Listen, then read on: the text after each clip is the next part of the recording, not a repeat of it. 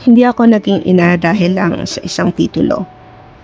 Naging ina ako dahil sa kanila.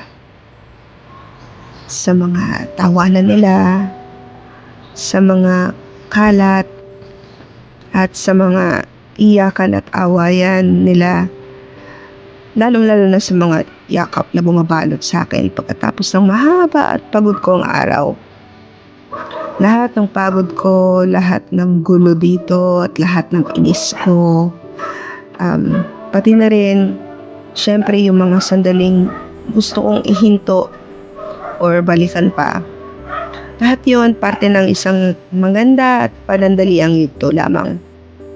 Kaya para sa akin, bawat araw ay Mother's Day.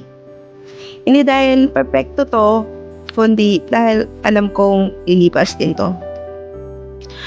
Kasi darating yung araw na sila'y nagsisilakihan na, magdiriwang ng Mother's Day sa mga sarili nilang tahanan, at kasama ng mga anak nilang tatawag sa kanilang mama or papa. At sa araw na yon, papalikan ko ang panahon ko. Lahat ng ingay, lahat ng gulo, at lahat ng pagmamahal, at iingatan ko lahat. Dahil ako ay naging isang ina dahil sa kanila.